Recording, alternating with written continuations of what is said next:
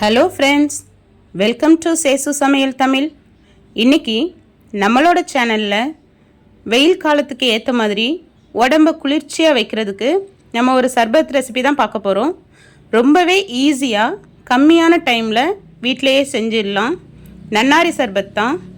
அதுக்கு முன்னாடி நீங்கள் இப்போ தான் நம்மளோட சேனலை ஃபஸ்ட் டைம் பார்க்குறீங்கன்னா நம்மளோட சேனலை சப்ஸ்கிரைப் பண்ணி பக்கத்தில் இருக்கிற பெல் ஐக்கானையும் கிளிக் பண்ணிவிடுங்க.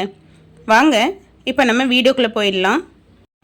அதுக்கு நான் இன்றைக்கி 4 பேர் குடிக்கிற அளவுக்கு செய்ய போகிறேன். அந்த அளவுக்கான ஒரு பாத்திரம் எடுத்து வச்சுருக்கேன். ஃபஸ்ட்டு அதுக்கு ஒரு 6 க்யூப்ஸ் போல் ஐஸை நான் லைட்டாக மிக்ஸில் அரைச்சி எடுத்துகிட்டு வந்திருக்கேன். ஏன்னா நம்ம இது கூட போட்டு சேர்த்து அடிக்கும்போது நல்லாயிருக்கும். இப்போ 4 பேருக்கு செய்கிறதுனால நான் 2 லெமன் எடுத்துருக்கிறேன். 2 லெமனையும் நம்ம ஜூஸை பிழிஞ்சு எடுத்து வச்சுக்கலாம். இப்போ இந்த ஐஸ் மேலே ஃபஸ்ட்டு நம்ம அந்த ஜூஸை ஊற்றிக்கலாம். அது கூடவே ஒரு 100 ml அளவுக்கு நன்னாரி சிரப் சேர்த்துக்கலாம். இது கூட ஒரு 4 ஸ்பூன் அளவுக்கு நான் சர்க்கரை சேர்த்துருக்கேன். இதை ஒரு ஸ்பூனை வச்சு நல்லா அந்த ஐஸ் கட்டிங்க இருக்கும்ல, அந்த ஐஸை நம்ம அரைச்சி போட்டோம்ல, அது கூட வச்சு நல்லா சேர்த்து நல்லா அடித்து விடுங்க. அப்போ தான் டேஸ்ட் நல்லாயிருக்கும். அதில் இருக்கிற விதைகள்லாம் எடுத்துட்டு நல்லாவே அடித்து விடுங்க. அடித்து விட்டுட்டு நம்மளுக்கு தேவையான அளவுக்கு தண்ணி சேர்த்துக்கலாம். தண்ணி சேர்த்துட்டு நம்ம போட்ட சர்க்கரை நல்லாவே கரையிற அளவுக்கு நல்லா மிக்ஸ் பண்ணி விடுங்க. நீங்கள் எந்த அளவுக்கு மிக்ஸ் பண்ணுறீங்களோ அந்த சர்பத்தோட டேஸ்ட்டு அந்தளவுக்கு நல்லா இருக்கும்.